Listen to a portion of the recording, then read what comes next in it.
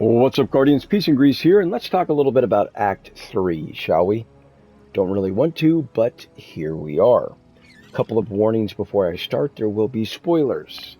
So, moving on to the next warning. I'm going to do my best to refrain from just cutting loose about this. You will know if that happens because it will be followed by a plethora of F-bombs. And if you're sensitive to that sort of thing, yeah, you can tune out now. So let's get started. Not much to talk about this week, unfortunately. Presumably, we have all of the weapons that Failsafe is going to have. With that being said, if you are missing any of the patterns for Failsafe weapons, it may be worth your time to go ahead and grind them out and get them all. But I'll kind of leave that for you to decide because there are some really good weapons here. We also have a new specimen this week, if that's something that interests you.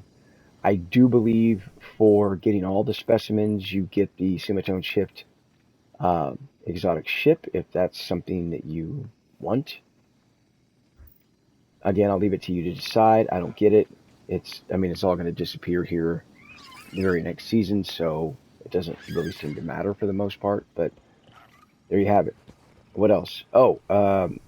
The final perk for the Choir of One Onslaught, as well as the final command frame this week is available. I said it before, I'll say it here again. Really, the nerfs are going to kind of decide the fate of this weapon. Right now, it's fun to use, it's good, but if the nerfs just decimate this thing, then nobody's going to care about this weapon. It's not going to be worth grinding out. You get it. We'll kind of have to wait and see. But I will say, if you haven't ran the exotic mission yet, if you waited to this week, the nice part is you can just run it in one go.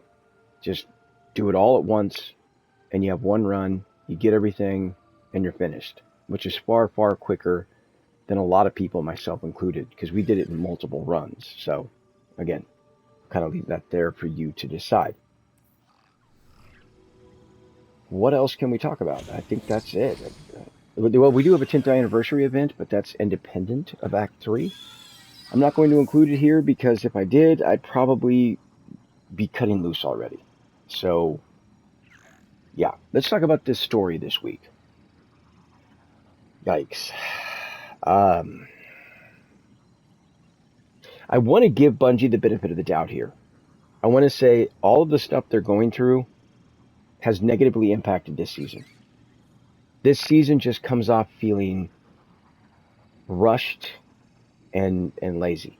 It's not a fun season. It's very boring. It's very predictable. And a lot of that has to do with how this story wraps up. It's very bad. So apparently the command collar thingy that the conductor wears gives her 100% immunity from everything for all time. Because when you do finally confront the conductor, Ikora Nova bombs her in the face point blank, and Saint 14 gives her a shield throw for good measure. 0 damage. Afterwards, she's like, "Peace out, bitches. I'll see you in 2 months." No, I'm not joking. Yes, that's really how it ends. I mean, the typical, just predictable, boring shit of recycle, reuse, recycle, reuse, recycle, reuse over and over again. This is what Bungie does with every boss in this game. Name a boss in this game. They were probably recycled and reused. Every single one. In some cases, multiple times. So you're telling me you're going to bring this character back? The biggest who gives a fuck character in Destiny 2's history? You can't even let that character go, Bungie? You have to bring her back as well? It is so predictable and so boring and so uninteresting, and it's just so bad. Don't get me wrong. The actress that voices the conductor does a superb job. She has an amazing voice. Loved her in Battlestar Galactica, the reboot. If you didn't see it, I'll kind of leave it to you to decide. Amazing sci-fi series. The ending was really fucking goofy, but 98% of it was great. I enjoyed the hell out of it. But again, it's not the actors or actresses' fault in this case. It's the writing. It was the whoever wrote this shitty script. That is the problem here. Um, Yikes! This would have been infinitely more interesting if they had done what I said back in on Act One. And what I said then was that when we had to transmat Saint 14 and Osiris out, if our guardian would have just stayed, and when the conductor questioned it, our guardian should have just thrown her words back in her face again, and then the screen would go black, and you would hear the conductor scream, and then it would be a shot of our guardian's back walking off with the conductor's head. That would have been infinitely more interesting than whatever the hell this was. Again, I want to give Bungie the benefit of the doubt and say, hey, everything they're going through, it's negatively impacted the season. But it's like, how much slack can I continue to cut them? You know, how much slack can I continue to give, right? The 10th anniversary event, don't get me started. You know, this entire season, it ended on a pathetic whimper like it started. And that's such a bummer, dude. I'm so disappointed. Because I bought this. I bought it. I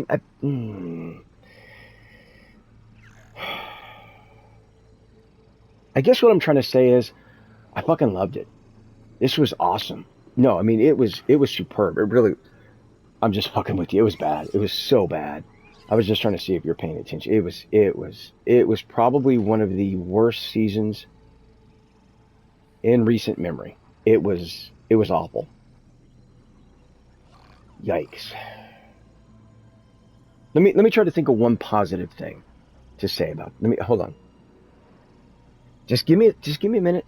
I'm gonna come up with something positive. Hold on.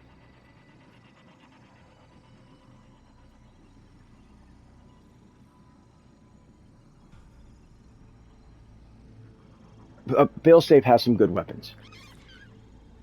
Mission accomplished. I said something positive, right? There you go. What more can you ask? So I'm going to just kind of leave it at that.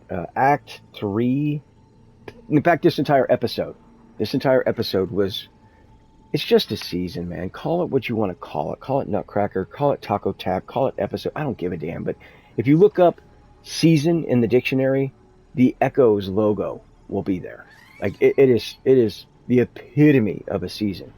Again, I want to give Bungie the benefit of the doubt and say, well, that's because everything they're going through, they have never given us the much hyped, much talked about episodes.